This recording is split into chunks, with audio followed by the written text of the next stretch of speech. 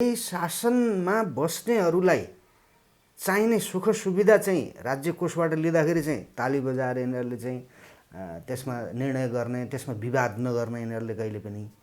त जनताको हितका निमित्त काम गर्नु पर्यो, राष्ट्रको हितका निमित्त काम गर्नु पर्यो भने जहिले पनि लफडा गर्ने, कहिले अदालत जाने, कहिले चाहिँ त्यो राज्य व्यवस्था समिति भन्ने, कहिले लेखा समिति भन्ने, कहिले के समिति भन्ने। राष्ट्रिय आत्मा बलियो बनाउनका निमित्त पनि हिन्दू राष्ट्र कायम हुनुपर्छ, राष्ट्र संस्था स्थापना हुनुपर्छ।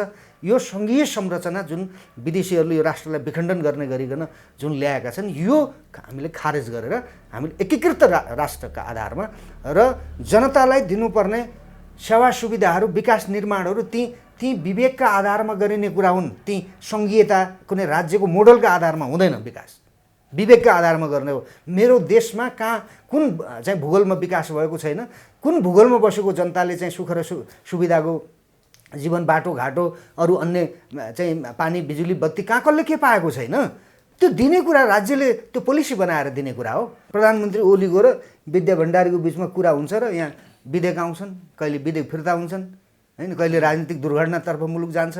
प्रचण्ड गएर राष्ट्रपतिसँग अनुरोध गर्छन्, किन राष्ट्रपतिप्रति नेकपा भित्रैका नेताहरूको विश्वास छैन। तपाईँ बाहिर आएको कुरा भन्दैछु, यो कुरा मलाई झुक्क्याएर राष्ट्रपति कार्यालयमा लगियोसम्म भनेको छ प्रचण्डले। जुन देशको प्रधानमन्त्री सुरक्षित छैन, जुन देशको राजा सुरक्षित राख्न सकेनन् यिनीहरूले, अनि यो राष्ट्रपति कसरी सुरक्षित हुन्छन्, यो प्रधानमन्त्री कसरी सुरक्षित हुन्छ? जुन देशको शासक नै असुरक्षित हुन्छ, त्यो देश कसरी सुरक्षित हुन्छ? राम जन्मिएका कहाँ हुन् भन्ने विषयको विवाद गर्ने राजनीतिक नेतृत्वले हो कि धर्मको बारेमा बहस गर्नेहरूले हो? नेपालको एकीकरणताका चाहिँ पृथ्वीनारायण शाहले भनेको छ, प्रजा बलिया भया देश बलियो हुन्छ भनेको छ पृथ्वीनारायण शाहले। प्रजातन्त्रको उत्पत्ति नै भएको छ यो देशमा, प्रजातन्त्रको उत्पत्तिसँगै यो देशको उत्पत्ति भएको छ, अनि नै देश बन्यो, अनि नै यी संरचनाहरू बन्यो, अनि सेना बन्यो, अनि चाहिँ सारा राज्यका संरचनाहरू चाहिँ पुर्खाहरूले बनाए, पृथ्वीनारायण शाहले बनाए, त्योभन्दा पछिका अरू शासकहरूले पनि बनाए। गलत मान्छेहरू रहेछन्, यिनीहरूको विवेक ठिक रहेनछ, यिनीहरू स्वाधीन रहेनछन्, यिनीहरूभित्र राष्ट्रियता रहेनछ, यिनीहरूभित्र चाहिँ हाम्रो धर्म, संस्कृति र सभ्यताले कुनै प्रभाव पारेको रहेनछ। यी सम्पूर्ण रूपले यिनीहरू पराधीन मान्छेहरू रहेछन् र यिनीहरूका हातमा सत्ता र व्यवस्था छोड्नु भनेको त्यो न लोकतन्त्र हुन्छ, न त्यो प्रजातन्त्र हुन्छ, न त्यो गणतन्त्र हुन्छ, यो केही पनि हुँदैन। कि अहिले यो देश कसैले चलाइरहेको छ भने त्यो विदेशी दूतावासले चलाइरहेको छ। यी नेताहरू त यो अगाडि देखिएका पात्र मात्रै हुन्। यहाँ नेकपाको चाहिँ प्रचण्ड र ओलीको मेल हुँदैमा, अथवा ओली गएर चाहिँ प्रचण्ड आएर यहाँ कुनै आकाश पातल खस्नेवाला छैन, केही पनि हुनेवाला छैन, केही गर्ने औकात नै छैन यिनीहरूसँग, त्यो खालको विवेक र विचार पनि छैन यिनीहरूसँग। हिन्दू बिचमा लडाउने अथवा हिन्दू र मुस्लिमको बिचमा लडाइँ पार्ने डिजाइन अन्तर्गत आएको हामीले हेर्दाखेरि, ओहो राम मेरो देशमा जन्मिएका प्रधानमन्त्री ओलीले यस्तो गजब कुरा गरिदिनु भयो कि अब गर्वले छाती फुलाएका छन्। म यो मूर्खताको उपज हो भन्छु म यसलाई। प्रजातन्त्र भन्ने, लोकतन्त्र भन्ने, अनि आफ्नो चाहिँ पाखुरामा बल भएको देश निर्माण गर्न सक्ने युवाहरूलाई विदेशमा बेचेर अनि आफू चाहिँ झगडा खेल्दै बस्ने यस्ता फगत मान्छेहरूका हातमा चाहिँ यो देशको राज्य सत्ता जति हामी छोड्दै जान्छौँ नि, यिनीहरूलाई केही पनि यिनीहरूले गरिरहन्छन्, मनलाग्दी गरिरहन्छन् र नेपाली जनताले यसको प्रतिरोध गर्न सक्दैन, तबसम्म चाहिँ यिनीहरूले यो देशलाई समाप्त पारेरै छाड्छन् भने। यी सबै विकृतिका जड भनेका यो देशका नेताहरू हुन् र यिनले सञ्चालन गर्ने यो व्यवस्था हो। यो व्यवस्था चाहिँ यिनको रोजीरोटीका लागि, यिनको वृद्धि विकासका लागि काम लाग्ला, नेपाली जनताका लागि यो व्यवस्था नै घाँडो हो। यो व्यवस्था नै नेपाली जनताको दुर्भाग्यको माध्यम हो र भोलिका हाम्रा पुस्ताहरूका लागि पनि यो व्यवस्थाले हामीलाई देश पनि राखिदिँदैन, संस्कार पनि राखिदिँदैन, सभ्यता पनि राखिदिँदैन। यो व्यवस्था जबसम्म हामीले परिवर्तन गर्नका निमित्त नेपाली जनतालाई बल गर्न अनुरोध गर्दैनौँ, हामी जस्तो अलिकति स्वतन्त्र तरिकाले बुझ्ने मान्छेले, तबसम्म यो देशको कल्याण छैन र नेपाली जनताको पनि भविष्य सुरक्षित छैन। समाजको आवाज.com वरिष्ठ पत्रकार तथा राष्ट्रिय शक्ति अभियानका प्रवक्ता अनिल योगीजीलाई हाम्रो च्यानलमा स्वागत छ। धन्यवाद तपाईँलाई। देशमा अहिले कोरोना को कहर जिउका त्यो जस्तो देखिन्छ, देशभरि बाढी पहिरो आइरहेको छ होइन। यस्तो अवस्थामा पनि नेकपामा जुन सत्ताको चलखेल भइरहेको छ, यसलाई कसरी हेर्नुभएको छ? धन्यवाद प्रश्नका लागि। यो चाहिँ यो अत्यन्तै निम्न स्तरको चाहिँ राजनीति गर्नेहरूको दुःख लाग्दो रवैया हो भन्छु म यसलाई। हजुर। यस कारणले दुःख लाग्दो रवैया हो कि राष्ट्रको जीवनमा, जनताको जीवनमा सङ्कट आएको बेलामा राजनीति रूपमा अथवा राज्य सञ्चालनको एउटा ठाउँमा बसेको राजनीतिक पार्टीले अथवा त्यो सँग सम्बद्ध राजनीतिक दलका नेताहरूले जुन खालको विवाद गरे, यसले के पुष्टि गर्छ भने नेपालको राजनीतिमा चाहिँ नियत सफा भएका मान्छेहरू रहेनछन्। हजुर। र यिनीहरू चाहिँ यो देश र जनताको उत्थान गर्नका निमित्त चाहिँ यिनीहरूको नियत सफा रहेनछ भन्ने कुरा देखिन्छ क्या। हजुर। यस कारणले देखिन्छ कि उहाँहरूले यो 20-30 वर्षमा उहाँहरूले यो राज्य सत्ता सञ्चालन गर्दै गर्दा, व्यवस्था उहाँहरूले सञ्चालन गर्दै गर्दा कुनै यस्तो चिज उहाँहरूले चाहिँ गर्नु भएन जुन चिजले हामीले गर्व गर्नु परोस् के। हजुर। नेपालीले गर्व गर्नु परोस् कि नेपालको राजनीतिक नेतृत्वले, नेपालका नेताहरूले यो 46 पछिको परिवर्तनले यस्तो खालको व्यवस्था ल्याइदियो कि, यस्तो खालको चाहिँ परिवर्तन ल्याइदियो कि त्यो परिवर्तन न हामीले राणामा पायौँ, राणा शासनको बेला पायौँ, न पञ्चायतमा पायौँ। यस्तो पो हो त व्यवस्था, यस्तो पो हो त शासन सत्ता भने, यस्तो पो हो त शासन शैली भने, यस्तो पो हुनुपर्छ त शासक भने भन्ने कुराको चाहिँ छाप बस्ने गरिकन उनीहरूलाई राष्ट्रप्रति र जनताप्रति उत्तरदायी भएर काम गर्ने अवसर पटक पटक आएको थियो। हजुर। तर उनीहरूले चाहिँ के गरे, जहिले पनि राष्ट्रलाई अप्ठ्यारोमा पार्ने, जनताको जीवनलाई अप्ठ्यारोमा पार्ने र आफ्नो सुख सुविधाका लागि चाहिँ उनीहरू जहिले पनि सहमत हुने, एक ठाउँमा बसिहाल्ने, होइन, त्यहाँनिर केही विवाद नहुने, त्यो बटाटटट चाहिँ ताली बजाएर संसदमा उनीहरूको हितका निमित्त, संसदहरूको तलब वृद्धिका निमित्त, मन्त्रीहरूलाई गाडी किन्ने कुरादेखि लिएर यी अहिलेका यी के अरे सङ्घीय सरकारका चाहिँ प्रमुखहरूलाई, सङ्घीय सरकार प्रमुखलाई मुख्यमन्त्री के भन्छ नि, यी सबैलाई शासनमा बस्नेहरूलाई चाहिने सुख सुविधा चाहिँ राज्य कोषबाट लिँदाखेरि चाहिँ ताली बजाएर यिनीहरूले चाहिँ त्यसमा निर्णय गर्ने, त्यसमा विवाद नगर्ने यिनीहरूले कहिले पनि। त जनताको हितका निमित्त काम गर्नु पर्यो, राष्ट्रको हितका निमित्त काम गर्नु पर्यो भने जहिले पनि लफडा गर्ने, कहिले अदालत जाने, कहिले चाहिँ त्यो राज्य व्यवस्था समिति भन्ने, कहिले लेखा समिति भन्ने, कहिले के समिति भन्ने भने कस्तो भने यो विवेकहीनताको पराकाष्ठा भयो क्या। यसरी चलाइँदैन देश, कसैको देश पनि यसरी चलेको छैन, यो नेपाल मात्रै हो। त्यति मात्र होइन, यो देशको नेताहरूले त यो देशको राष्ट्रिय जुन चरित्र हुन्छ, यसका चाहिँ जुन एउटा सिद्धान्त हुन्छन्, कुनै पनि एउटा फरक फरक राष्ट्रका मूल्य मान्यता हुन्छन्, ती सारा मूल्य मान्यतालाई समेत यिनीहरूले ध्वस्त गराए, समाप्त नै पारिदिए। कि अहिले यो देश कसैले चलाइरहेको छ भने त्यो विदेशी दूतावासले चलाइरहेको छ। यी नेताहरू त यो अगाडि देखिएका पात्र मात्रै हुन्।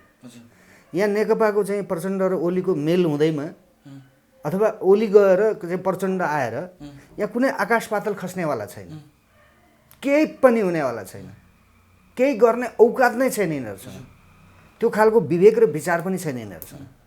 त्यो भएर यो जनताप्रति गरिएको अत्यन्तै चाहिँ अकल्पनीय गद्दारी हो। किन जनता आज यस्तो दुःखमा छ कि लाखौँ नेपालीहरू चाहिँ यो कोरोनाको चाहिँ सङ्क्रमणबाट भन्नुहोस् या यो बाढी पहिरोबाट भन्नुहोस् या अरू यस्ता अन्य विविध चाहिँ समस्याले गर्दा नेपाली जनता तडपिएको छ, आत्महत्या गर्न विवश भएको छ। जनताले आत्महत्या गर्ने परिस्थिति निर्माण हुन्जेलसम्म पनि शासकको विवेकले काम गर्दैन, नेताहरूको विवेकले काम गर्दैन भने यस्तो नेताहरूलाई, यस्तो शासन व्यवस्थालाई हामीले चाहिँ यो थामिराख्न सकिन्छ? अब थामिराख्नुको कुनै औचित्य हुन्छ? जुन व्यवस्थाले, जुन राजनीतिक नेतृत्वले यो राष्ट्रको सार्वभौम सत्ता र भौगोलिक अखण्डताको रक्षा गर्दैन, जुन चाहिँ शासन व्यवस्था र शासन सत्ताले विदेशीहरूबाट चाहिँ अलग रहेर चाहिँ आफ्ना विवेकका आधारमा राज्य सत्ता र व्यवस्था सञ्चालन गर्न सक्दैन, यस्तो खालको भद्दा घटिया भन्छु क्या, यो घटिया शब्द नमिठो सुनिन्छ, हजुर तर घटिया चाहिँ यो तरिका हो नि त यस्तो त होइन। यो यस्तो त त्यो राणाले पनि देखाएन यस्तो घटिया चरित्र राजनीतिमा। भागे बरु उनीहरू, राज संस्थाले अन्तर्गतका राजाहरूले पनि यस्तो यो यो यो यो लज्जास्पद ढङ्गले उनीहरूले पनि देश चलाएनन्। त यो के व्यवस्था हो यो? त्यसो भएको हुनाले मैले के भन्ने गरेको छु हेर्नुहोस्, यो व्यवस्था नै स्वाधीन व्यवस्था होइन र यो व्यवस्था नै हाम्रा लागि समस्या हो। अब हामीले बुझेनौँ भने है यो व्यवस्था अन्तर्गत नै हामीले चाहिँ सबै थोक हुन्छ भन्ने हामीले चाहिँ कल्पना गऱ्यौँ र त्यो भ्रम हामीमा अझ पनि बाँकी छ भने हामी सिद्धिन्छौँ। अब हजुर देशले पञ्चायत भोग्यो, राणा शासन भोग्यो होइन, राजाको व्यवस्था भोग्यो, हुँदै हुँदै बहुदल गणतन्त्रसम्म आइपुग्दाखेरि जनताले कुनै सुखको सास फेर्न नपाएको स्थिति देखियो होइन। व्यक्तिहरू लगभग उही होइन, मात्र के भयो भन्दाखेरि शासन व्यवस्था मात्रै फरक जस्तो देखियो नि होइन। त्यस्तो हुँदा कहिले 2/3 नभएर देशले परिवर्तन हुन सकेन भन्ने, कहिले संविधान नपाएर देशले परिवर्तन गर्न सकेन, जनतालाई सुखद सहिलता दिन सकेन भन्ने यिनीहरूको जुन कुराहरू थियो, खासै भन्ने समस्या तपाईँले एकदम नजिकबाट हेर्दा समस्या चाहिँ कहाँनिर देख्नुभयो? होइन, यो व्यवस्था कुनै पनि व्यवस्था समस्या हुँदैन कहीँ पनि। हजुर चिनमा त कम्युनिस्ट व्यवस्था छ नि। हजुर त्यहाँ त चिन त बलियो भएको छ त। के बलियो हुनलाई प्रजातन्त्रै चाहिने रहेछ त? लोकतन्त्रै चाहिने रहेछ त? होइन रहेछ नि। हजुर कम्युनिजमले पनि हुँदो रहेछ नि। हजुर यिनीहरू कम्युनिस्ट थिए भने हजुर प्रजातन्त्रको कुरा किन गर्नुपर्ने? कम्युनिस्ट प्रजातन्त्रवादी हुँदैन, हजुर प्रजातन्त्रवादी कम्युनिस्ट हुँदैन होइन। त्यसो भए हुनाले यिनीहरूको त कस्तो भने यिनीहरूको त कुनै सिद्धान्तै छैन। यी सिद्धान्तहीन मान्छेहरू हुन्। त्यो कम्युनिस्टको झन्डा पनि यिनीहरूको आवरण हो। हजुर त्यो 4 तारे झन्डा प्रजातन्त्रको बकवास गर्ने काङ्ग्रेसहरूको आवरण हो। यिनले त देश लुटे नि, हजुर यिनले त देशलाई रसातलमा पुगाए नि। यिनले संविधान बनाउने नाममा 2 पटक कहीँ नभएको जात्रा हाँडी गाउँमा भने जस्तो एक जुगमा एकपटक हुने संविधान सभा भन्थे यिनीहरूले नै। हजुर 2 पटक गरे यिनीहरूले। हजुर संविधान आएपछि सारा कुराहरू हुन्छ भन्थे यिनीहरूले, तर त्यो भएन। तपाईँलाई म स्मरण गराउँ, अहिले यो सिमानाको विषयमा अथवा हाम्रो त्यो चुच्चो नक्साको जुन चुच्चे नक्साको जुन विवाद छ, जनताद्वारा निर्वाचित जनप्रतिनिधिले संविधान बनाएपछि सारा कुराका समस्या हल हुन्छन् भन्ने यिनीहरूको तर्क थियो होइन। त त्यो संविधान 72 सालमा यिनीहरूले जारी गर्दाखेरि त्यो चुच्चो किन लुकाए? हजुर त्यो चुच्चो किन गुमाए? त्यो चुच्चोको आज कुनै नेपालमा मैयौँ भन्ने कुनै विद्वानले, कुनै पत्रकारले, यी ठुला मिडियावालाहरूले 72 सालमा 2 पटक संविधान सभाको चुनाव गरेर रगतको चाहिँ होली खेलेर नेपाली जनताको 17,000 भन्दा बढी नेपालीलाई मारेर मराएर अरब राज्यको चाहिँ ढुकुटी हामीलाई 50 वर्षसम्मलाई चाहिँ पुग्ने नेपाली जनतालाई चाहिँ विकास निर्माणमा होस्, शिक्षामा होस्, स्वास्थ्यमा होस्, सारा कुरामा पुग्ने खर्च दुईटा संविधान सभाको नाममा यिनीहरूले ध्वस्त गरे है। तर त्यो संविधान जारी गर्दाखेरि चाहिँ त्यो के अरे लिपुले कालापानी लिम्पिया धुराको त्यो चुच्चो नक्सा, त्यो नक्सा चाहिँ त्यो संविधानमा किन यिनीहरूले चाहिँ समावेश नगरेको र फेरि संविधान संशोधन गर्नु पर्यो? अस्ति भारतीयसँग झगडा खेल्नु पर्यो भनेको यिनीहरूको नियतै खराब छ। यिनीहरूले जे भन्ने संविधान बनाएपछि सारा कुरा सकिन्छ, द्वन्द्वको समाधान हुन्छ भने के भयो त? यिनले चाहिँ के अरे यो सात सिमाना सम्बन्धी जुन खालको विवाद आयो त्यो विषयमा नेपालका नेताहरूले गरेको बेइमानीको कुरा किन उठ्दैन? 72 सालमा जारी गर्दाखेरि त्यो संविधान आज चाहिँ त्यत्रो ज्ञान कहाँबाट आयो यिनीहरूलाई? लिपुले कालापानी लिम्पिया धुराको जुन नक्सा चाहिँ यिनीहरूले अस्ति जारी गरे, जुन नक्सा जहाँ भारतले चाहिँ आफ्नो कब्जामा पारेर कालापानीमा सेना राखेको छ, त्यहाँबाट मानस सरोवरको बाटो लगिसक्यो उसले होइन, नक्सा जारी गरेको छ। त त्यत्रो नाटक गरेर, त्यत्रो ब्लड सेट गरेर, त्यत्रो चाहिँ राज्यको ढुकुटीमा तहस नहस हुने गरिकन यिनीहरूले चाहिँ संविधान निर्माण गरेर 72 सालको संविधान जारी गर्दाखेरि त्यो कुरा किन नउठाएको? त्यो चुच्चो नक्सा चाहिँ हाम्रो हो भनेर किन नभनेर संविधान संशोधन गर्नु पर्यो? यो कतिपटक संविधान संशोधन गर्नुपर्ने यिनीहरूले? अब यता सुस्तातिर मिचिएको जमिन चाहिँ त्यो के गर्ने? त्यो लिँदाखेरि पनि फेरि नक्सा के अरे संविधान फेरि संशोधन गर्नुपर्ने?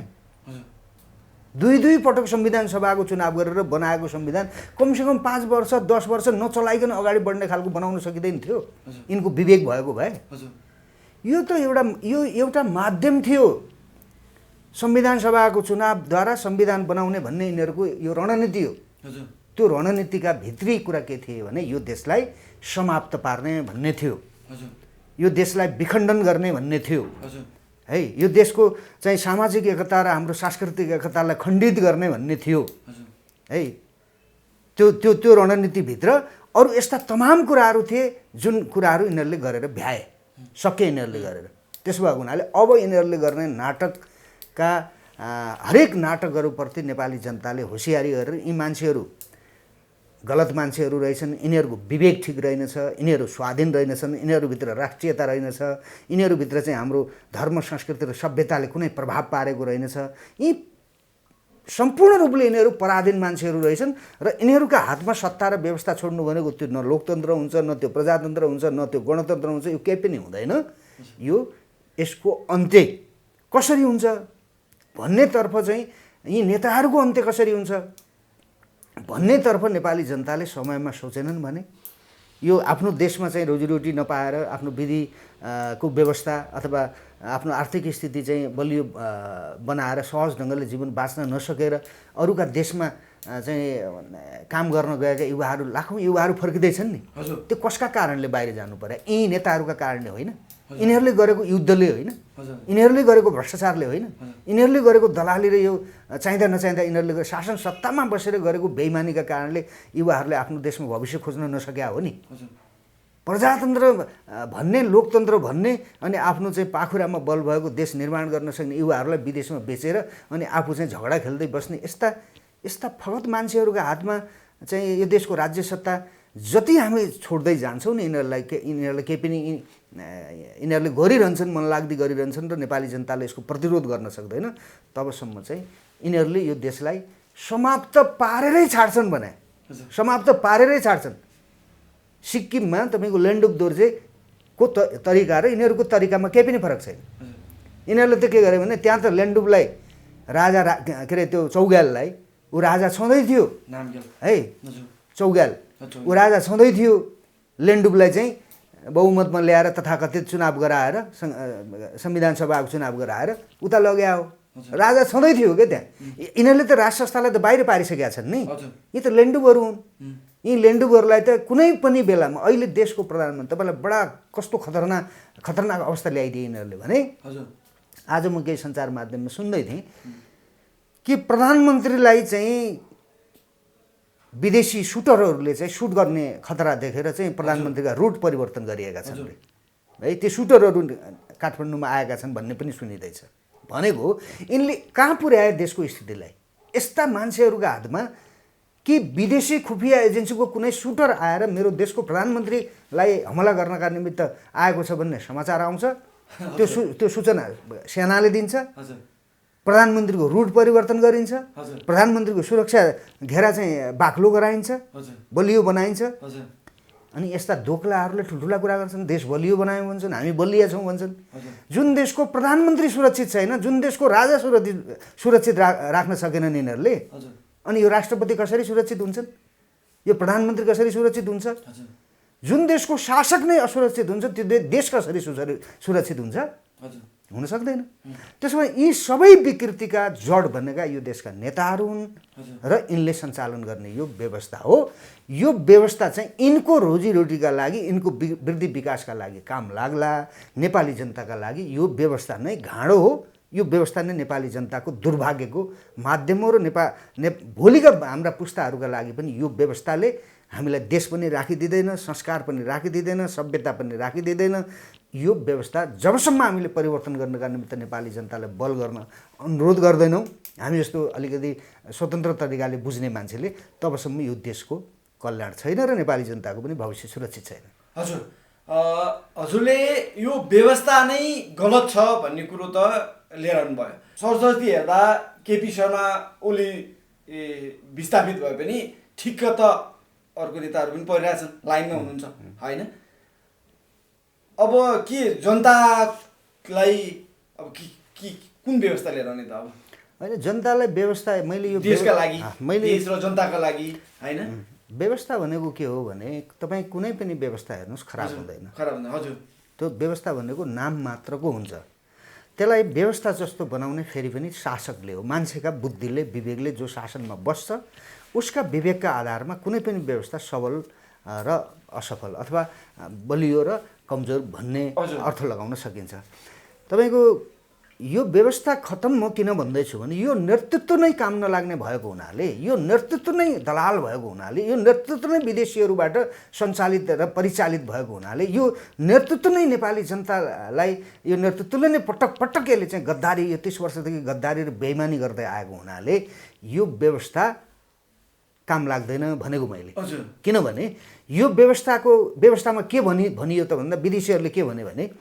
राजाले यही तरिकाले म प्रजातान्त्रिक तरिकाले म व्यवस्था चलाउँछु भन्दा मानिएन हजुर राजाले निरङ्कुश भनेर चाहिँ अफवाह फैलायो है विदेशीले पत्याएका दलालहरूले चलाउँदाखेरि चाहिँ त्यो प्रजातन्त्र हुने त्यो लोकतन्त्र हुने त्यो गणतन्त्र पनि हुने सबै थोक हुने त्यो असल हुने त्यो प्रजातन्त्र मानव अधिकार प्रेस स्वतन्त्रता त्यो सबै थोक दिएको छ फर्स्ट क्लास व्यवस्था हो भन्ने तर राष्ट्रलाई कमजोर बनाउनका निमित्त पनि यही व्यवस्थाले काम गर्ने र यी व्यवस्था सञ्चालकहरूका माध्यमद्वारा त्यो काम गराउने विदेशीको जुन रणनीति हो त्यो रणनीतिका आधारमा यो देशमा राजाले प्रजातन्त्रवादी हुन पाएन तपाईँ हामी जस्तो मान्छेले पाएनौँ किनकि देश उद्योगतिमा लगाउने देशलाई बर्बाद बनाउने हाम्रा सामाजिक मूल्य मान्यता रीतिथिति हाम्रा धर्म संस्कृति सभ्यता सम्पूर्ण कुरालाई समाप्त पार्ने गरिकन जुन ढङ्गले यो प्रजातन्त्र लोकतन्त्र अथवा यो गणतन्त्रलाई माध्यम बनाएको छ यो त गल्ती भयो यो व्यवस्था भएन यो भनेर हामीले भन्दा चाहिँ हामीलाई प्रजातन्त्र विरोधी हुन् भन्ने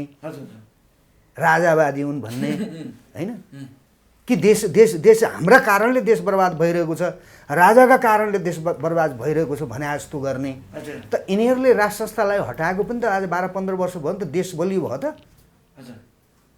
त्यहीबाट थाहा हुन्छ नि राजा हुँदा चाहिँ देश बलियो हुने विदेशीको पनि यस्तो हैकम नचल्ने तपाईँलाई अलिकति पछाडि फर्केर जाने हो भने यिनीहरूले 7 सालको परिवर्तन पछि यिनीहरूले जुन बदमासी गरे त्यति बेलाका नेताहरूले त्यही जगमा त्यही बदमासीको जगमा चाहिँ राजा महेन्द्रको जन्म भएको छ यिनीहरूले देश लुटे यिनीहरूले नातावाद कृपावाद गरे राष्ट्रियता कमजोर बन्यो यी यावत कामहरू चाहिँ देशका हित विपरीत भए भन्ने चाहिँ जगमा राजा महेन्द्रले 17 सालमा चाहिँ त्यो व्यवस्थालाई अपदस्थ गरेको छ र अहिले पनि केही चाहिँ विदेशीद्वारा चाहिँ पालित पोषित मान्छेहरू चाहिँ प्रजातन्त्र खाइदियो राजाले 17 सालमा कु गर्यो भन्छन् नि यिनीहरू त 17 सालपछि 10-12 वर्ष मात्र राजा महेन्द्रले काम गरेको छ देश बलियो बनाएको छ यदि राजा महेन्द्र थिएनन् भने त हामीसँग आज देशै नहुने रहेछ नि उनले त कति कल कारखानाहरू उद्योग धन्दाहरू खोले कति चाहिँ मोटर बाटोहरू चाहिँ बनाए इन्डियाको बाटो हुँदै नेपाल आउनुपर्ने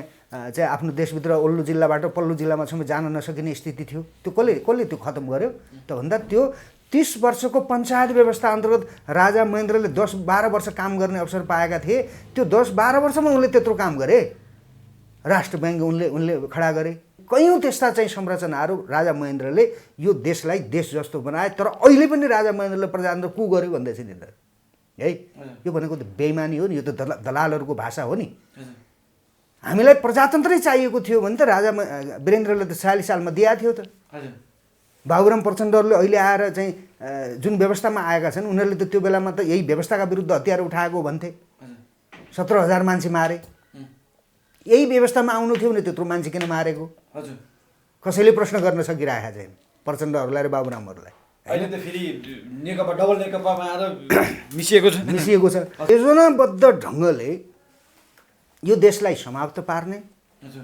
उद्देश्यका साथ यिनीहरूले नेपालको राज संस्थालाई पटक पटक यिनीहरूले चाहिँ उसलाई चाहिँ धक्का दिने त्यो विदेशीहरूसँग मिलेर दिने राजाले प्रजातन्त्र दिँदा पनि नहुने राजाले गणतन्त्र दिँदा पनि नहुने लोकतन्त्र दिँदा पनि नहुने हैन राजालाई नै यिनीहरूले बाधक राज संस्थालाई नै यिनीहरूले बाधक बनाए त्यो एउटै कारण थियो यदि राज संस्था जीवित थियो भने नेपालको राजनीतिमा राज संस्थाको भूमिका राखिरहने हो भने यो देश मास्न सकिँदैन र हाम्रा दलालहरूलाई हामी आफू अनुकूल चलाउन पाउँदैनौँ भन्ने विदेशीहरूको जुन डिजाइन थियो त्यो डिजाइन अनुसार यिनले राज संस्थालाई फाले त अब यिनले कसरी चलाउँछन् त्यो देशलाई हिजो राजालाई कुनै राजनीतिक दलको नेताले हैन अथवा कुनै विदेशीले चाहिँ काने खुसी गरेर चाहिँ आफू अनुकूल बनाएर चलाउन सक्थ्यो? हजुर चलाउन सक्दैन थियो। हजुर अहिले त नेकपा भित्रको झगडा के हो? यति असैद्धान्तिक छ, यति अप्रजातान्त्रिक छ है, यति चाहिँ त्यो गैर न्यायिक छ, यति असंवैधानिक छ क्या त्यो। प्रधानमन्त्री ओलीको र विद्या भण्डारीको बिचमा कुरा हुन्छ र यहाँ विधेयक आउँछन्, कहिले विधेयक फिर्ता हुन्छन् हैन, कहिले राजनीतिक दुर्घटनातर्फ मुलुक जान्छ, प्रचण्ड गएर राष्ट्रपतिसँग अनुरोध गर्छन्। किन राष्ट्रपतिप्रति नेकपा भित्रैका नेताहरूको विश्वास छैन। तपाईँ बाहिर आएको कुरा भन्दैछु यो कुरा म। मलाई झुक्क्याएर राष्ट्रपति कार्यालयमा लगियोसम्म भनेको छ प्रचण्डले। भनेपछि यो त कस्तो अविश्वासको यो शासन व्यवस्था यो। यिनले निर्माण गरेको संस्थाहरूप्रति पनि यिनीहरूको विश्वास छैन। त्यो संस्थाको मर्यादा मूल्य मान्यता हुन्छ त्यसको पनि यिनीहरूले धुलिसात बनाए है। त्यसो भएको हुनाले यो व्यवस्था नै हाम्रा लागि अभिशाप हो। मैले यो कारणले भनेको यो व्यवस्थाले हामीलाई कुनै नयाँ सभ्यता सिकाएन। यसले झगडा खेल्न सिकायो, यसले लडाइँ गर्न सिकायो, यसले मर्न र मार्न सिकायो है। यसले ठुल्ठुला चाहिँ विपदमा हामीलाई फसायो। यस्तो व्यवस्थालाई चाहिँ फर्स्ट क्लास व्यवस्था हो, यसको परिवर्तनको कुरा गर्नु त्यो प्रतिगामी भइन्छ हुन्छ। राजावादी के भन्छन् नि फटाहरूले, यस्ता वाया तर्कले अब काम गर्दैनन्। प्रजातन्त्र भनेको त्यो जनताको जन्मसिद्ध चाहिँ स्वशासित व्यवस्था हो। त्यो जन्मसिद्ध स्वशासित व्यवस्था भनेको नै प्रजातन्त्र हो। यो ल्याउने र लिने कुरा होइन। नेपालको एकीकरणताका चाहिँ पृथ्वीनारायण शाहले भनेको छ प्रजा बलिया भया देश बलियो हुन्छ भनेको छ पृथ्वीनारायण शाहले। प्रजातन्त्रको उत्पत्ति नै भएको छ यो देशमा। प्रजातन्त्रको उत्पत्तिसँगै यो देशको उत्पत्ति भएको छ। अनि नै देश बन्यो, अनि नै यी संरचनाहरू बन्यो, अनि सेना बन्यो, अनि चाहिँ सारा राज्यका संरचनाहरू चाहिँ पुर्खाहरूले बनाए, पृथ्वीनारायण शाहले बनाए, त्योभन्दा पछिका अरू शासकहरूले पनि बनाए। यो प्रजातन्त्र थिएन भने देश कसरी हुन्छ? जनताप्रति उत्तरदायी हुने शासकको चरित्र थिएन भने देश कसरी बन्छ? त आज यिनले यो 30 वर्षमा यिनले गरेको शासन व्यवस्थाले त मुलुक त रसातलमा पुग्यो नि त। त्यसो भएको हुनाले यी गैर जिम्मेवार मान्छेहरू हुन्। यिनीहरू आफूले बनाएको संविधानप्रति पनि यिनीहरू जवाबदेही छैनन्। आफूले बनाएको राजनीतिक सर्वोच्च संस्था राष्ट्रपति प्रति पनि यिनीहरू जिम्मेवार छैनन्। एकप्रति अर्काको विश्वास छैन। राष्ट्रपतिले पनि त्यो आफूलाई जसले चाहिँ जो मनपर्छ है त्यसैप्रति उहाँ चाहिँ ढल्किनुहुन्छ। प्रचण्डलाई चाहिँ विश्वास छैन यो राष्ट्रपतिप्रति। काङ्ग्रेसलाई त झन् विश्वास हुने कुरै भएन। त हिजोको त्यो काङ्ग्रेसबाट आएको राष्ट्रपति थिए, यी कम्युनिस्टहरूले पनि त्यो काङ्ग्रेसको राष्ट्रपति हो भने त अब यस्तो भद्दा तरिकाको शासन व्यवस्था चलाउने बेइमानहरूका हातमा चाहिँ देश छोडेर स्वर्गको जीवन बाँच्न सकिन्छ कसैले सोचेको छ भने त्यो चाहिँ त्यो कल्पनाभन्दा बाहिरको कुरा हो। नेपालीहरूले बुझ्नुपर्छ। हामीले त पटक पटक यो कुरा भन्दै आएका छौँ। हामीले बुझेका छौँ यी मान्छेहरू यो देशका लागि र नेपाली जनता र नेपाली जाति समाप्त पार्ने माध्यम हुन् यी विदेशीका दलाल हुन्। यसमा कुनै शङ्का गर्नु पर्दैन कसैले पनि। हामीले त 10औँ वर्षदेखि भन्दै आएका हुन्। त्यही हुँदै आयो, अहिले त्यही गर्दै आए। तर हामीलाई चाहिँ देशभक्तहरूलाई यो देश हाम्रा विवेकका आधारमा हामी हाँक्न सक्छौँ। विदेशीहरूसँग पनि हामी आफ्नो तरिकाले चाहिँ सम्बन्ध स्थापित गर्न सक्छौँ। यो यस्तो नचाहिँदो काम गर्न पाइँदैन यो देशमा। हामीले भन्दा हामीलाई चाहिँ राजावादी हुन्, यी चाहिँ के हो यी पगलाहरूको तर्क जुन छ नि, पागलहरू भन्छु क्या म यिनीहरूलाई। जसले विवेकको बहस गर्न सक्दैन, जसले विधि र व्यवस्थाका बारेमा चाहिँ हामीसँग डिबेट गर्न सक्दैन, अनि उसैले चाहिँ सारा चाहिँ हातमा चाहिँ राज्य शक्ति लिएर अनि हामी जस्ता देशभक्तहरूमाथि जुन खालको निषेध गर्ने काम यिनीहरूले गरिरहेका छन्, यसको मूल्य चुक्ता गर्न अब यिनीहरूलाई महँगो हुन्छ। किनकि नेपाली जनताले यी को हुन् भन्ने कुरा बुझिसकेका छ र यिनीहरूका विरुद्धमा नेपाली जनता कुनै पनि बेलामा सडकमा आउँछ। नेतृत्व नपाएर मात्र हो, असल नेतृत्व नपाएर मात्र, इमान्दार नेतृत्व नपाएर मात्रै जनतालाई यसरी म बाटो देखाउँछु, यसरी बचाउँछु, यो देशको धर्म संस्कृति सभ्यताको म यसरी रक्षा गर्छु, आजको जिन्दगी यो बाँच, भोलिको भविष्य यो हो भनेर देखाइदिने बहादुर चाहिँ नेतृत्वमा नदेखिएको हुनाले जनताले त्यो यसले त गर्छ कि क्या हो भनेर भरोसा नगरेको हुनाले जनता निस्किया छैन र यिनीहरूको मनपरी झगडा चलिराखेको छ। गतिला मान्छेको हातमा हो भने त यिनले एक हप्ता पनि झगडा खेल्न पाउँदैन। आजका दिनमा झगडा खेलिबस्ने हो ओली र प्रचण्डले। यो त विवेकहीनताको प्रकाष्ठ हो नि। जनता रोइराखेको छ, खान नपाएर नेतालाई आत्महत्या गरेर जनता मर्दैछ उसले आफ्नो भविष्य नदेखेर। हजुर काउन्सिलिङ छैन हजुर होइन, जनतालाई त काउन्सिलिङ पनि चाहिन्छ नि। हो मर्दैनौ बाँच्छौ, यो दुःख सुख भन्ने कुरा आउँछ जान्छ, यो रोग मर्दैनौ केही पनि हुँदैन, कसलाई खाना पुगेन भन, हजुर कसलाई स्वास्थ्य उपचार छैन भन। त्यतातिर प्रचण्ड हिँडेको भए हुन्थ्यो नि। हजुर ओलीले त्यतातिर आफ्ना कार्यकर्ता ती नेताहरूलाई जनतालाई काउन्सिलिङ गर्ने, जनतालाई मरिँदैन है बाँचिन्छ भनेर जनतालाई चाहिने कुराहरू के हो, त्यो कहाँ कसरी उपलब्ध गराउने, कहाँनिर चाहिँ कुन जातिको अथवा कुन समुदायको बस्ती छ, त्यो बस्तीमा पुगेर राज्यलाई पुगाएर सेना प्रहरीलाई पुगाएर यिनीहरूले जनताको सेवा गर्ने बेला हो कि झगडा गरी बस्ने बेला हो? सत्ताको रोइलो त यो यस्ता बदमासहरू सत्तामा गए कि यो नेपालको इतिहासमा यो पहिलोचोटि यस्तो देखियो है। यति विवेकहीन, यति निकम्बा दलाल, राणा पनि अङ्ग्रेजको दलाल थियो, राणाहरू पनि है, राजाहरू पनि कहीँबाट प्रभावित थिए होलान्। अब यो देश सानो छ, दुनियाँ कमजोर छन्, अशिक्षित छन्, गरिबी थियो, तमाम समस्या थियो, कोही न कोही काहीँ न काहीँ ढल्कियो होला, तर मुलुक त अडाइराखेका थिए नि।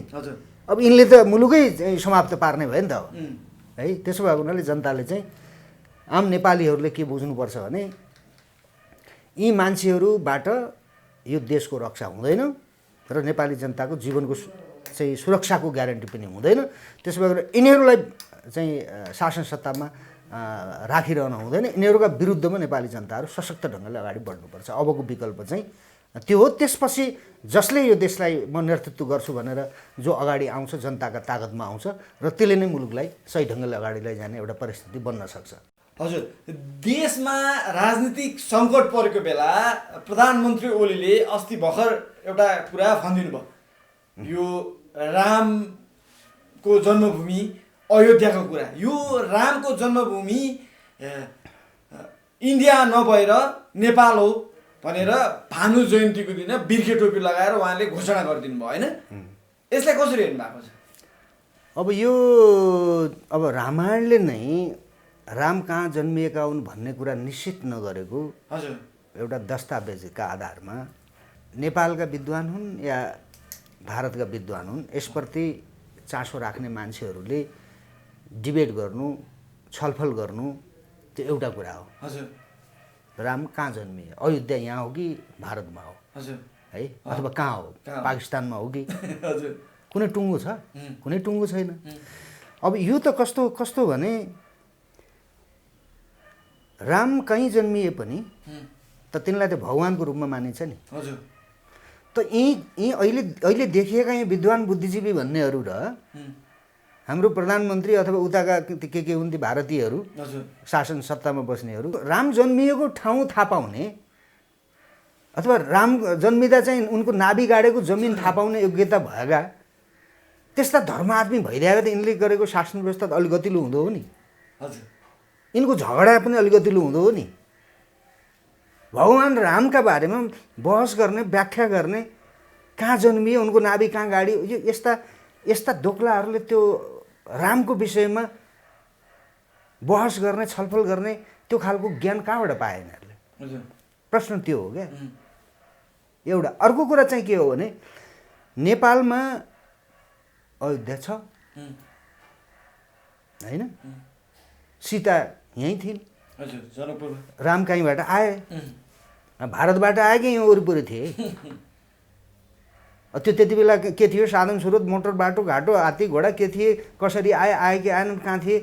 आज नेपालको प्रधानमन्त्रीले देशको अवस्था हेर्दा, जनताको जीवनको गति हेर्दा कि त्यो राम कहाँ जन्मिएका हुन् भनेर चाहिँ 72 सालको संविधान बनाउँदा चाहिँ गुमाएको यिनीहरूले, जमिनको विवादको चाहिँ सिमानाको विवाद नटुङ्गिँदै अनि यता पूर्वतिर चाहिँ राम जन्मिएको अयोध्या यहाँ हो भनेर झगडा खेलेर यो दुई देशको बिचमा सांस्कृतिक लडाइँ गराउने गरिकन दिमागमा कसले हालिदियो यो कुरा?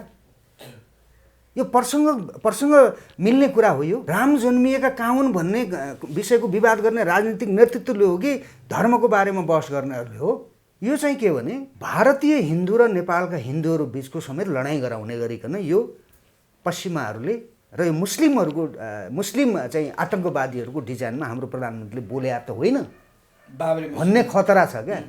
मैले चाहिँ त्यसरी लिएको छु यसलाई। त्यो किन भन्दैछु भने तपाईँलाई यिनै प्रधानमन्त्री हुन्। यिनले कहीँ नभएको चाहिँ हुन नसकेको क्रिस्चियनहरूको के अरे पेसिफिक सम्मेलन, एसिया पेसिफिक सम्मेलन चाहिँ त्यो क्रिस्चियनहरूलाई ल्याएर यहीँ गरे यिनीहरूले। आफ्नै संलग्नतामा यही सरकार, ओलीकै सरकार संलग्न भएर यी चाहिँ सङ्घीय सरकारहरूलाई समेत त्यहाँ आएर के पुरस्कार पनि कति कति यिनीहरूले मागेर खाए, थापेर खाए है।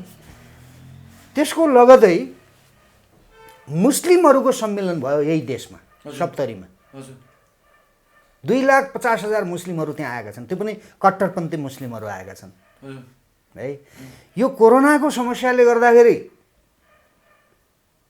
यहाँ यो अन्तर्राष्ट्रिय आतङ्कवादी है हरूले चाहिँ जुन समस्या सिर्जना गर्न खोजेका थिए र त्यो डिजाइनमा चाहिँ त्यो एसिया पेसिफिक सम्मेलन हुँदै मुस्लिम सम्मेलनसम्म उनीहरूले गरेका थियो, त्यो चाहिँ भारतमा ठुलो समस्या सिर्जना गरिकन ती कुराहरू भएका हुन् भन्ने केही विज्ञहरूले पनि भनिराखेका थिए, अहिले पनि भनिराखेका छन् त्यो कुरा। त त्यो यो कोरोनाले गर्दाखेरि त्यो कुरा रोकियो। तिनीहरूको त्यो डिजाइन सफल हुन पाएन यो कोरोनाले गर्दाखेरि। त्यो हामीले विवाद पनि सुन्यौँ नि, नेपालबाट मुस्लिमहरूले नेपालका मुस्लिमहरूले चाहिँ भारतमा चाहिँ कोरोना सङ्क्रमण गराउने काम गर्दैछन् भनेर भारतका जाली मुखिया को विवाद ल्याए नि यिनीहरूले। त्यो त्यही भित्र लुकेको कुरा त्यही थियो। यो राम जन्मेको अयोध्या कि चाहिँ अयोध्या भारतमा कि नेपालमा भन्ने विवाद पनि त्यही कोडबाट आएको देखिन्छ। हिन्दू बिचमा लडाउने अथवा हिन्दू र मुस्लिमको बिचमा लडाइँ पार्ने डिजाइन अन्तर्गत आएको हामीले हेर्दाखेरि ओहो राम मेरो देशमा जन्मिएका प्रधानमन्त्री ओलीले यस्तो गजब कुरा गरिदिनु भयो कि अब गर्वले छाती फुलाएका छन्। म यो मूर्खताको उपज हो भन्छु म यसलाई। ए भाइ आफ्नै जिन्दगी रहने कि नरहने, आफ्नो देशको अस्तित्व रहने कि नरहने, नेपाली जाति रहने कि नरहने अब यो धरतीमा भन्ने अवस्था पुगिसकेका बेलामा रामायणमा समेत चाहिँ कहाँ जन्मिएका हुन् राम भन्ने कुराको टुङ्गो छैन। अनि यो के को यो बकवास हो? यो के को विद्वता हो? यो प्रधानमन्त्रीको के को बहादुरी हो? यो ल राम यहीँ जन्मिएका रहेछन् रे अयोध्या, के सकियो त अब सबै समस्या? भारतले मानिदियो ल राम नेपालमै जन्मेका हुन्, ल अयोध्या तिम्रै भयो भनिदियो ल। जित्यो हाम्रो प्रधानमन्त्रीले, जिते हाम्रो देशका चाहिँ प्रधानमन्त्रीले बडा गजब काम गर्यो भन्ने हाम्रा विद्वानहरूको तर्कले पनि काम गर्यो ल। देश बाँच्छ त? नेपाली जातिको जीवन सुरक्षित हुन्छ त अब? यो त हुँदैन। त्यसो भएको हुनाले यो नेपालका शासकहरू आफ्ना विवेकका आधारमा काम गरिरहेका छैनन्। चाहे यिनले रामका कुरा गरून्, चाहे रहिमका कुरा गरून्, चाहे कृष्णका कुरा गरून्, चाहे चाहिँ विष्णुका कुरा गरून्, चाहे शिवका कुरा गरून्, चाहे यी मान्छेहरू को हुन् भन्ने कुरा नबुझिकन यिनले अगाडि ल्याउने ती कतिपय कुराहरू चाहिँ राजनीतिक हिसाबले चाहिँ यो हाम्रो भूगोल हो भन्ने, अथवा कुनै भगवान् यहाँ हाम्रा बुद्ध यहाँ जन्मिया हुन् अथवा कोही कहाँ, यो चाहिँ के भने यो जब सबै विचार समाप्त हुन्छ नि अनि त्यसपछि यस्तै फन्डा कहाँबाट चाहिँ पैदा गर्न सकिन्छ त्यो चाहिँ त्यस्ता खालका प्रशासनिक कुराहरू क्या, कुनै अर्थहीन कुराहरू चाहिँ यिनीहरूले खोज्दै जान्छन्। त्यसो भएको हुनाले यो विवाद चाहिँ म यो कुनै राम यहाँ जन्मिएका हुन् या अयोध्या हाम्रो अयोध्या भन्नेमा जन्मिएका हुन्, ठोरी कता हो है, अयोध्या यहाँ हो या त्यहाँ हो, त्यो मतलबको विषय होइन। मतलबको विषय के हो भने रामले के गरेका थिए त्यो अनुसार हामीले समाज व्यवस्था चाहिँ राज्य व्यवस्था चलाउने कि नचलाउने। के ओलीले भने के राम राज्य छ यहाँ? रामको चाहिँ कहानी अथवा रामको कथा अथवा रामको बखान गर्ने हैसियत छ ओलीसँग? यो देशका विद्वानसँग रामको बारेमा किताब पढेका भरमा रामले यसो गरेका थिए, उहाँ गरेका थिए, उताकोले यसो भनेको थियो, त्यताकोले त्यसो भनेको थियो, यही हो त? यति हो कुरा, सक्यो। त्यसो भए यो चाहिँ यो बेला न कुबेलाको यो बेतालको सुर हो। यो सुरमा बहकिएर कसैले पनि चाहिँ कुनै देशका विरुद्ध अथवा कुनै धर्मका विरुद्ध हामीले चाहिँ आफूलाई तयार गर्नु हुँदैन। मैले अघि पनि भने राम भगवान् थिए भनिएको छ है, त्यो इतिहासले, ती हाम्रा चाहिँ धर्मग्रन्थहरूले, रामायणले है भागवत गीताले यी यस्ता कुराहरूलाई उल्लेख गरेको छ थिए। त आज चाहिँ के छौँ त हामी? के रामको बारेमा प्रशंसा गर्न, रामको बारेमा चर्चा गर्न, कृष्णको बारेमा चर्चा गर्न योग्य छौँ हामी? त्यो उहाँहरूको प्रशंसा गर्न, उहाँहरूका महिमा गान गाउन लायक छौँ हामी? त्यस्तो देश बनाइराखेका छौँ हामीले?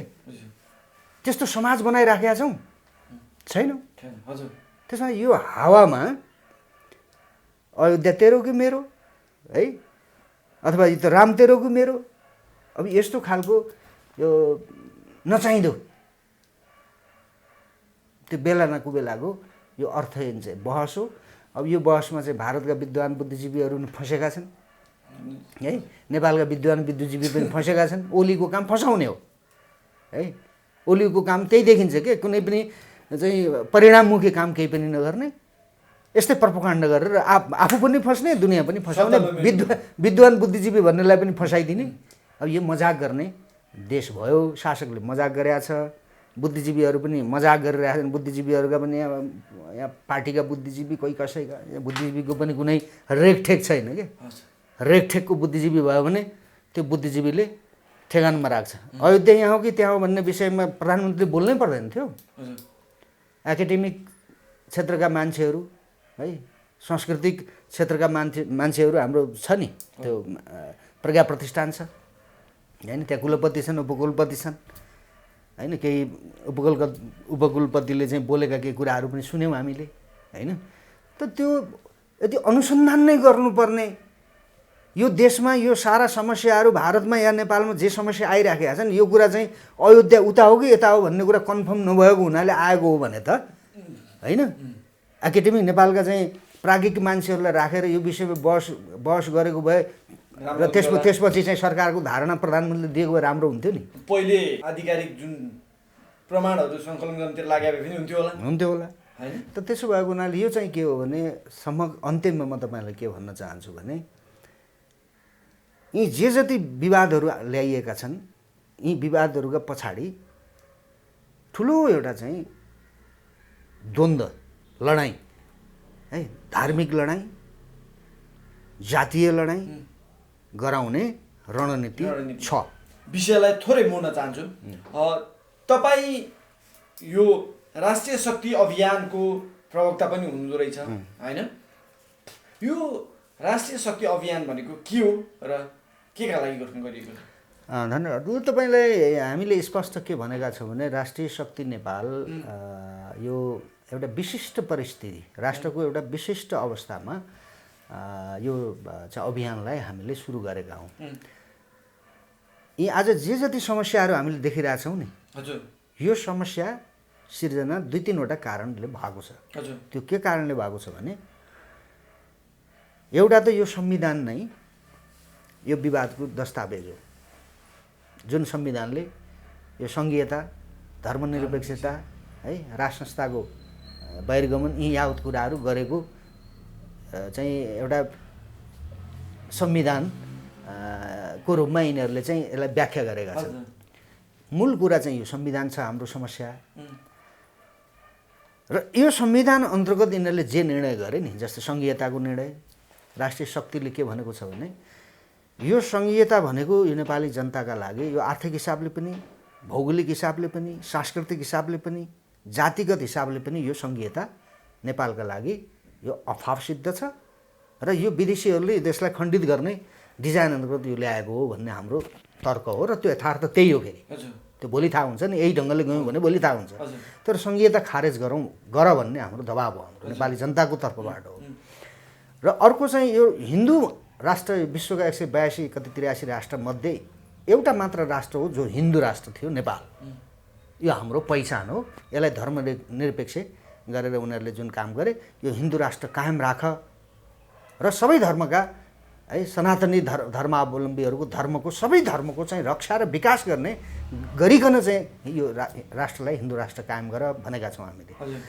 र तेस्रो चाहिँ हामीले के भनेका छौँ भने यो देशको निर्माणताका चाहिँ अभियान, त्यसको नेतृत्वदायी भूमिका खेल्ने भनेको नेपालको शाहवंश हो र राज संस्था हो।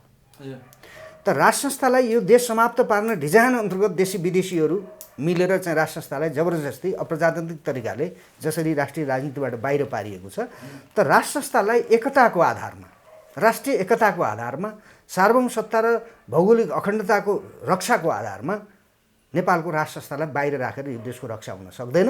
राज संस्थालाई पनि पुनर्स्थापना गर भन्ने यी 3टा महत्त्वपूर्ण मुद्दाहरू हामीले उठाएर राष्ट्रिय शक्ति नेपाल अभियान सुरु गरेका हौँ र यो देशव्यापी रूपमा यसले आफ्नो सङ्गठन संरचनाहरू र प्रचार प्रसार र आम नेपाली दाजुभाइ दिदीबहिनीहरूलाई यहाँहरूका सञ्चार माध्यम पनि हामीले सम्झाइरहेका छौँ, बुझाइरहेका छौँ।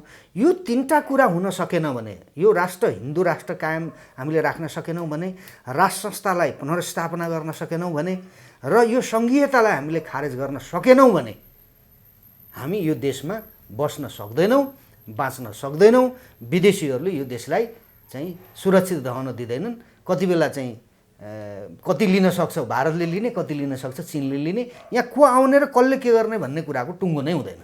त्यसो भएको हुनाले यो राष्ट्रिय आत्मा बलियो बनाउनका निमित्त पनि हिन्दू राष्ट्र कायम हुनुपर्छ, राज संस्था स्थापना हुनुपर्छ। यो सङ्घीय संरचना जुन विदेशीहरूले यो राष्ट्रलाई विखण्डन गर्ने गरिकन जुन ल्याएका छन्, यो हामीले खारेज गरेर हामीले एकीकृत राष्ट्रका आधारमा र जनतालाई दिनुपर्ने सेवा सुविधाहरू, विकास निर्माणहरू ती विवेकका आधारमा गरिने कुरा हुन्। ती सङ्घीयता कुनै राज्यको मोडलका आधारमा हुँदैन। विकास विवेकका आधारमा गर्ने हो। मेरो देशमा कुन चाहिँ भूगोलमा विकास भएको छैन, कुन भूगोलमा बसेको जनताले चाहिँ सुख र सुविधाको जीवन, बाटोघाटो, अरू अन्य चाहिँ पानी बिजुली बत्ती कसले के पाएको छैन, त्यो दिने कुरा राज्यले त्यो पोलिसी बनाएर दिने कुरा हो। त्यो राज्यलाई एकीकृत राष्ट्रलाई खण्डित गरेर चाहिँ त्यो हामी विकास निर्माण गर्छौँ भन्ने कुरा त्यो गए गुरुजीको मानसिकताको उपज हो र यो सङ्घीयता पनि खारेज गर्नुपर्छ भन्ने हाम्रो चाहिँ जोरदार चाहिँ योजना हो र माग हो र त्यो हामी गरी छाड्छौँ र नेपाली जनताले यसमा समर्थन गर्छन् भन्ने हामीलाई विश्वास छ। हस्, समय र संवादको लागि यहाँलाई धेरै धेरै धन्यवाद छ। मलाई पनि मौका दिनुभयो, तपाईँलाई धेरै धेरै धन्यवाद छ। समाजको आवाज.com